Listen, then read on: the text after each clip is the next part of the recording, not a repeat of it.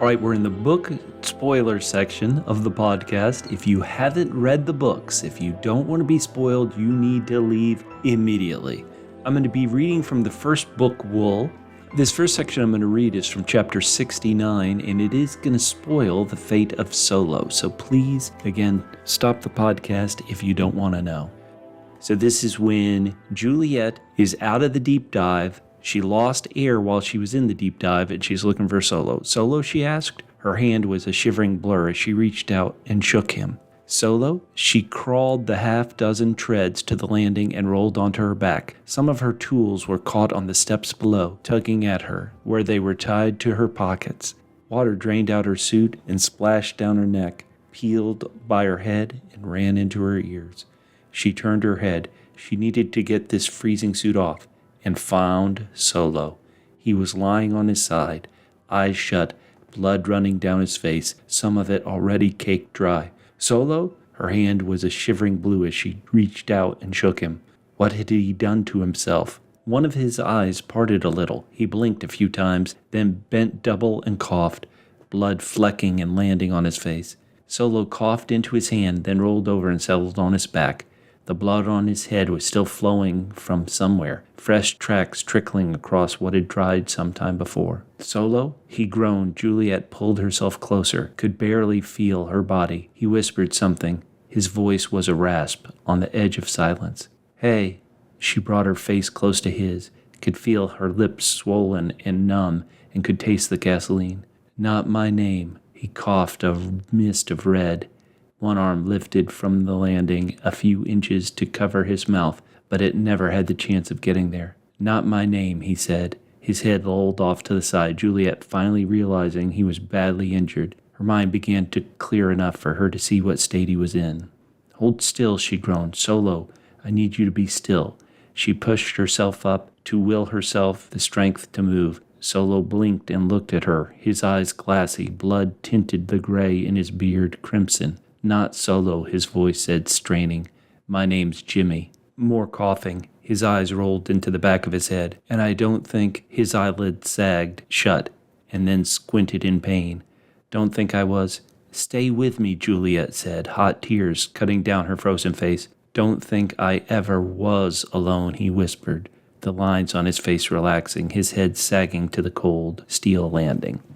And that ends the chapter. What a great ending. What a great suspense. And now in this week's episode, you discover he was never alone. And sure enough, there are young kids in it. If you've read the book, I asked this in the main part of the podcast. If you've read the book, did you like this reveal? Let me know. Go down in the comments on YouTube and tell me, or reach out on social media.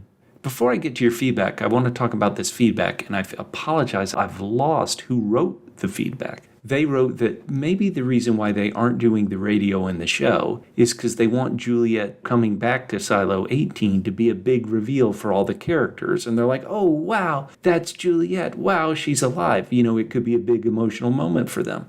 And I think that's true. It certainly could be a big emotional moment for them. What I would point out, the radio communication worked both ways, meaning it added to Juliette's story in Silo 17. Because she was hearing from Lukas, hey, our silo's at war, that would give her more of a purpose. You know, that would give her more of a drive. On the show, she already has a drive to get back, but her character doesn't really understand exactly what's happening in Silo 18. And as I kind of snarkily point out, what's happening in Silo 18 isn't actually a war. So even if she did have a radio, she'd be like, oh, okay, there's a Cold War going on. Fine, I'll get there when I get there. But again, it also helps Silo 18 because it connects them to Juliette, and then the stories don't feel so separated.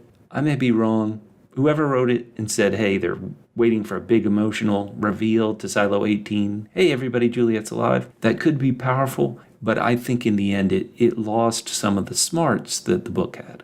Let me get to your feedback right now. Double M, our musical expert Matt Murdock, said, I think the war isn't coming on Silo until Season 3. In many ways, you being upset about this isn't all that different from people being upset about the way Season 2 of House of the Dragon ended. Does it suck that they've prolonged the setup to the war? Matt writes maybe. Do the character moments and beats presented in the setup make up for the prolonging? Matt says he thinks so.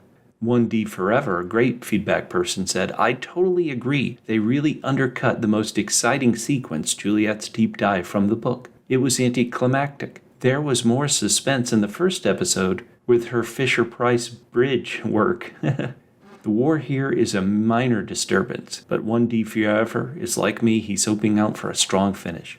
Bawling Out of Control wrote, they wasted the Walker scene with the camera. She's supposed to be making the radio so she can discover Juliette in Silo 17 during the deep dive. Once Juliette left Silo 18 and made it to Silo 17, it should have been all action, but it's way too slow. That's balling out of control, writes.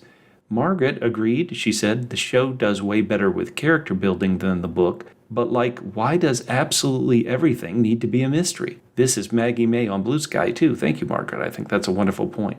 Jacob wrote and said, I'm 100% with you, Bubba, about the show. And let me say, if you agree with me, I feel bad because we all want a great show. Jacob continues, I wish the show was like the books. Jacob also points out some of the trouble that Game of Thrones ran into when they ran out of books to do. And boy, that's a good point.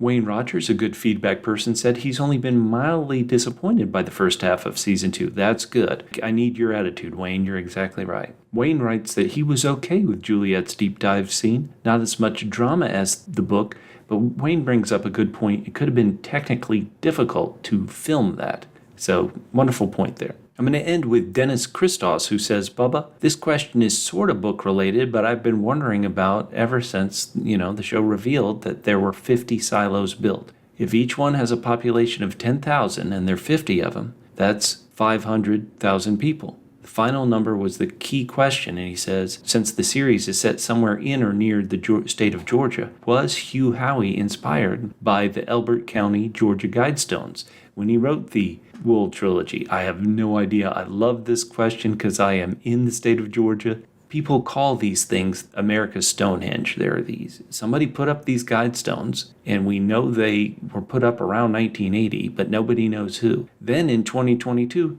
somebody bombed them. This is absolutely crazy. Who knows? Okay, that's going to wrap it up for this book talk section. I know it wasn't as in-deep as some. The holidays and Catfish's family emergency have really kind of killed us. Next week, I'll try to put together something more in-depth. But if you have a topic you want to discuss, please go ahead and send it to me. Once again, we'll talk to you next week after episode 9.